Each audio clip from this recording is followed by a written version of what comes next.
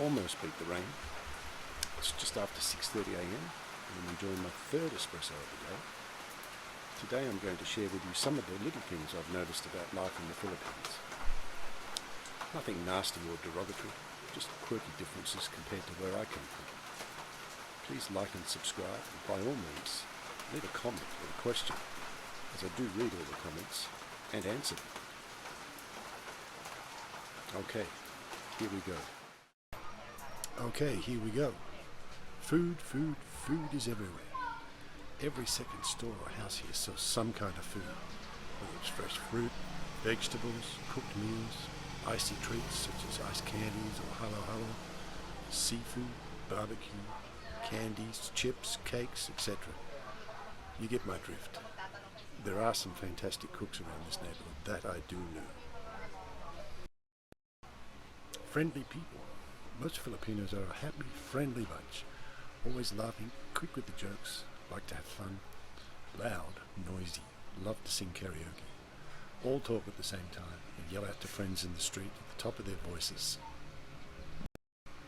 ATMs, queuing, rush hour, offline. Because this is mainly a cash-based society, ATMs do big business and are often out of cash on the weekends, usually by Saturday night or Sunday morning.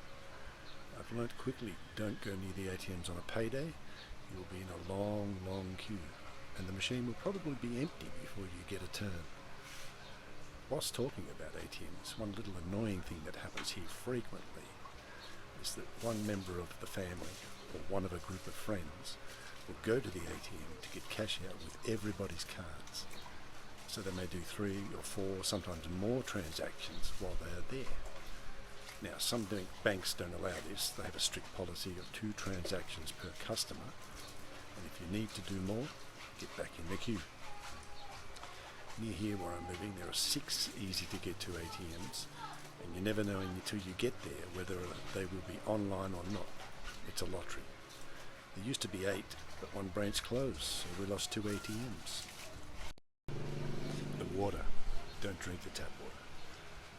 20-litre containers, or blue jugs as they're known, I've pointed them out in a couple of videos I've done on my morning walks, are available to buy or filtered purified drinking and cooking water, or just filter your own in tap water as we do. The tap water is fine for bathing, laundry, etc., but it is filtered by the water supply treatment works, but to what degree? Anyway, I was advised not to drink it, and none of the locals do, so I don't. Once it is run through our filter, I drink it. Vendors in the street and in traffic.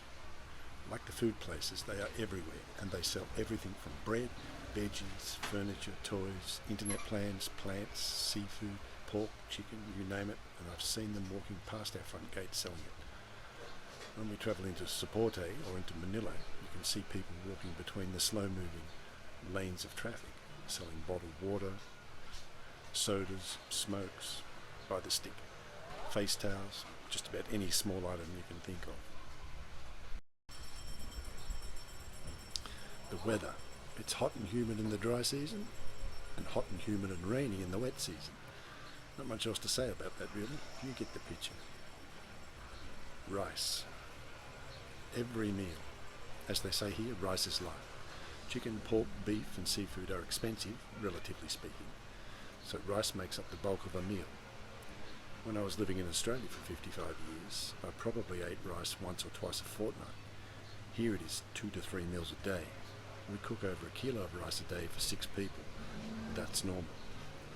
Any leftover rice from the day before gets fried in the morning for breakfast or lunch. Every now and then I like to have a toasted sandwich or chicken wings and skip the rice, but that is becoming rare. It is becoming the norm for me now to just accept rice with every meal. How they cut roasted chicken. Haphazardly is the best word I can think of when it comes to cutting cooked chickens. They chop at it with a big cleaver or a machete, which shatters the little bones, I've noticed, and it's very common to get a tiny shard of chicken bone stuck in between your teeth, or even worse, stuck into the roof of your mouth. It took me a while to get used to this, but now I am wary. Most times, the people you're buying the chicken from don't ask if you want it cut. They just cut it into 6 or 7 pieces. Sometimes if I'm quick enough, I ask them not to cut it, but they usually do anyway. Furniture. This is a nation of shorter than me people. We have a sofa here and the seat part is 14 inches off the ground. It's around mid-ankle height for me. And this is normal. Most tables I cannot get my legs under comfortably. Every house has little stools around 16 to 18 inches tall, child size back in Australia. And these are for adults and children alike.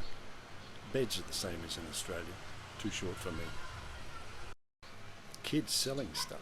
Kids as young as 8 or 9 walking the streets in our neighbourhood selling food their mother or relatives have prepared. From turon, which is a banana wrapped in a light filo pastry and fried, bread products, or leche flans.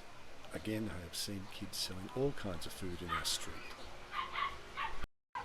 Kids measuring themselves against me to see how tall they are. This happens all the time and something I've gotten used to. Being a tall fella here, some just walk up to me and stand next to me and measure to see how high up they come. Others are more subtle and they do a flyby measure as they walk past. Either way, it always makes me smile. Security guards, they are everywhere. At the banks, obviously. The doors of McDonald's, Jollibee, shopping malls, hospitals, supermarkets. Oh, and I'm talking about armed security guards, by the way. This is just the way it is here. And I have to be honest, when I first got here, I was aware of every guard wherever I went. Now I hardly notice them at all, except to say good day to. Well, that's enough chit-chat from me. I better put on my walking shoes and mask and face shield and go for my walk. Oh, and please remember. Well, that's enough chatter from me. Please remember, these are just my personal observations, and in no way am I disrespecting anyone. Don't forget to like, subscribe and comment, and I'll see you all next time. Stay safe and healthy, everybody. Ooroo.